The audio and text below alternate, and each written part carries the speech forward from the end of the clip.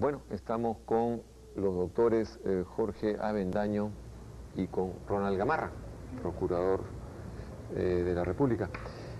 Antes de entrar al tema específico por que los habíamos invitado, quisiera escuchar, deben haber ustedes tenido una rápida lectura, o si no una rápida lectura, por lo menos han también escuchado, igual que yo, la sentencia del Tribunal Constitucional. ¿Cuál es la primera impresión que tiene, doctor Avendaño? Bueno, mi primera impresión es que es una sentencia muy creativa, ¿no? Yo tampoco lo he leído, como usted dice, en detalle, ni mucho menos, pero es muy creativa. No ha declarado constitucional ni inconstitucional, o sea, no ha declarado fundada ni infundada la demanda. Lo que ha hecho es declarar una interpretación de esos 4 decretos. Uno creo que lo han declarado inconstitucional, pero básicamente esos decretos de ley los ha interpretado el tribunal de tal manera que a partir de ahora todos los jueces y abogados deben entenderlos así.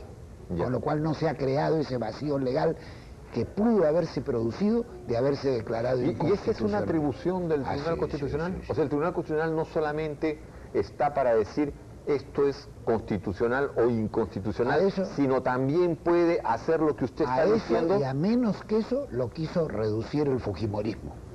Pero los tribunales constitucionales en el mundo entero tienen esta tarea creativa. O sea, este derecho, esta atribución, que es esta competencia. Linda casi con lo legislativo. Claro, es por eso que le preguntaba, porque está al borde de lo legislativo, ¿no? O sea, ya la interpretación de una norma, ¿no? Y en este caso incluso de figuras delictivas, claro, va casi hasta legislar, ¿no? Así es. ¿Y usted, doctor Gamarra, cómo Bueno, ve? es una forma muy inteligente de tratar de resolver un problema muy grave, al cual nos hemos visto involucrados a partir de la dación de un conjunto de leyes francamente contrarios a los estándares internacionales en materia del debido proceso, ¿no? Creo que como lección debemos aprender que hay que combatir a la delincuencia organizada o individual con las normas de la democracia y del debido proceso, ¿no? O sea que la impresión primera que ustedes tienen, con cargo a que le den una lectura tranquila y concienzuda, es positiva. Por supuesto, y además se dice que los miembros del Tribunal Constitucional ejercen la labor del legislador de manera negativa.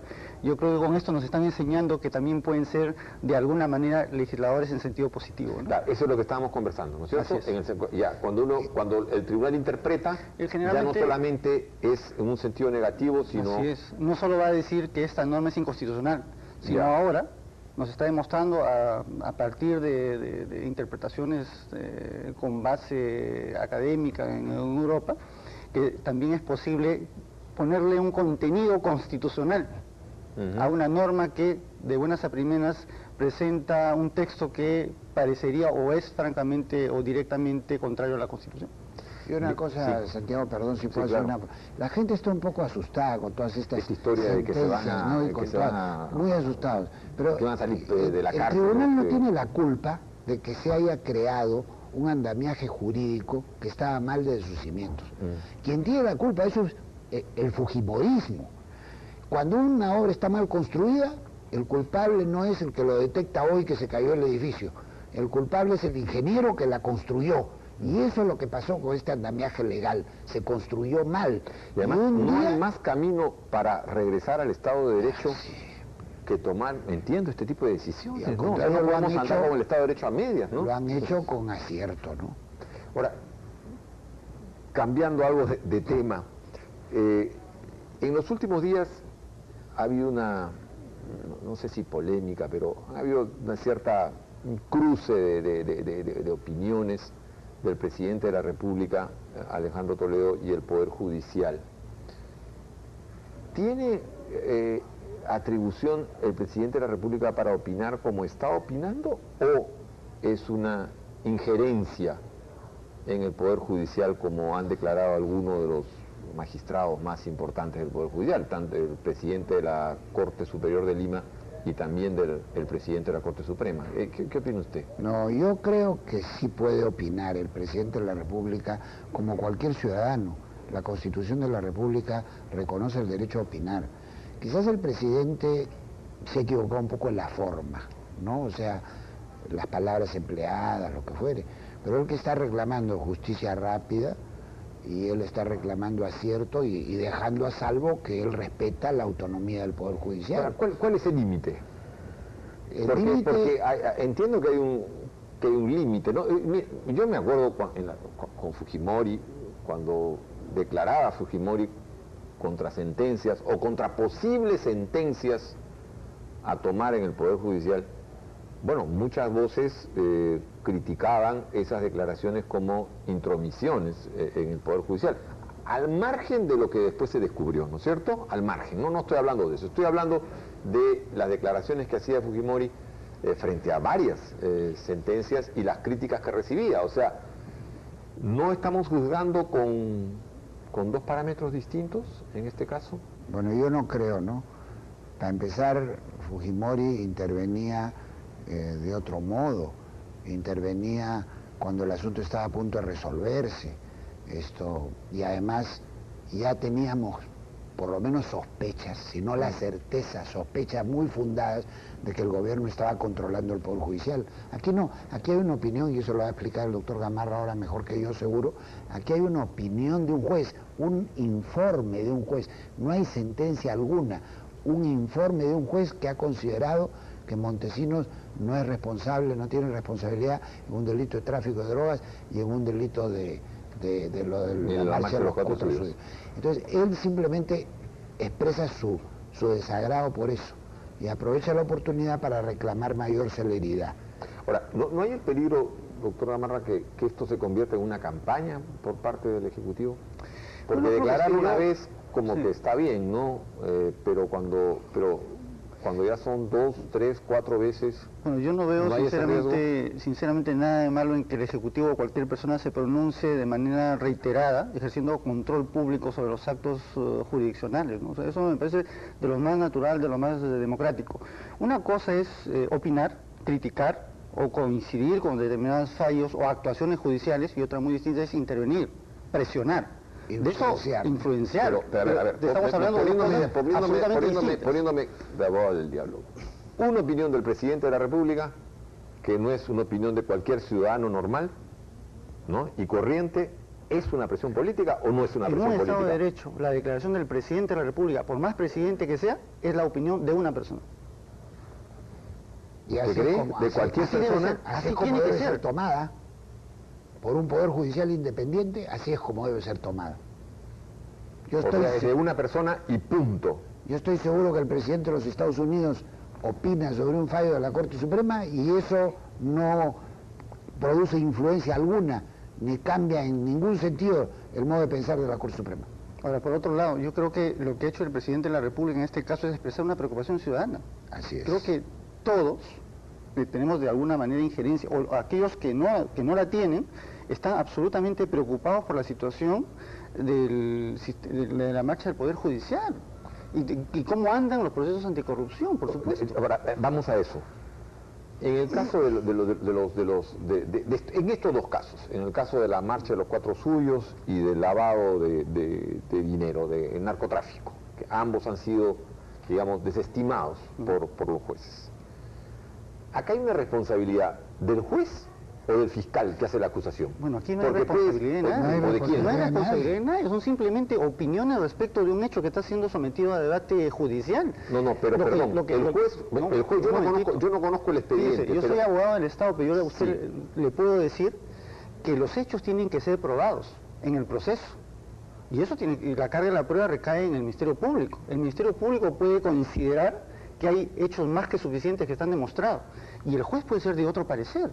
Eso es normal, eso es natural, ¿no es cierto? Ahora, lo que ha pasado en estos casos es que nos encontramos con dos resoluciones, dos posiciones. Una del fiscal diciendo que efectivamente en los casos concretos Montesinos sería responsable, y otras dos opiniones de jueces distintos diciendo que no, porque para ellos no pasa eso. Lo que corresponde ahora es que el proceso siga su trámite, y su trámite es que el expediente sea elevado a la Corte Superior y un fiscal superior decidirá pues si acusa o no acusa a Vladimiro Montesinos Torres por estos hechos.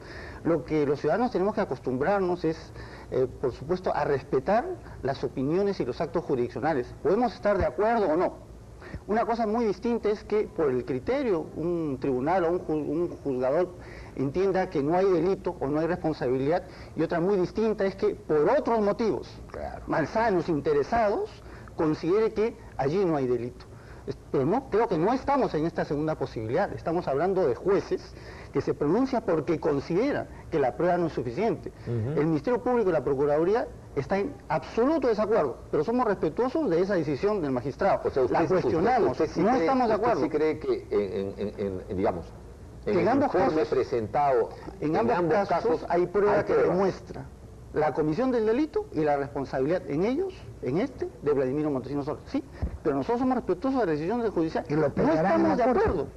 Lo vamos a pelear, como dice el doctor, y lo dice bien, lo vamos a pelear en la corte. Y creemos que ahí lo vamos a ganar. Pero no porque representemos al Estado, sino porque consideramos que hay pruebas suficientes que lo vincula a Montesinos con estos no delitos. solo porque representan al Estado, ni tampoco porque la mayoría de la población Así es. consideremos que Montesinos, Fujimori y compañía son culpables, ¿no es cierto? O sea, en última instancia el Estado de Derecho de lo que trata es que esas pruebas estén, ¿no es cierto? El imperio de la ley. Exacto. No la voluntad de al las margen de la personas. opinión que tengamos, Así es. sea esta abrumadoramente Así es. mayoritaria en la población. Digamos, esa es una preocupación que también hay que tener muy en cuenta, ¿no? Porque a veces es casi lo que se hace una especie de plebiscito, ¿no?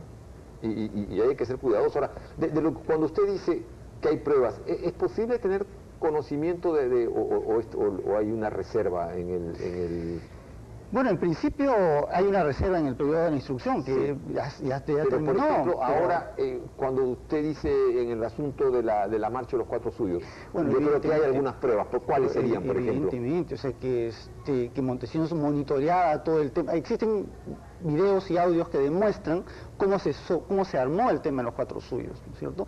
Existe evidencia, no solo testimonial, sino documental, de cómo Vladimiro Montesinos Torres estaba al tanto de la marcha del 28 de julio, ¿no es cierto?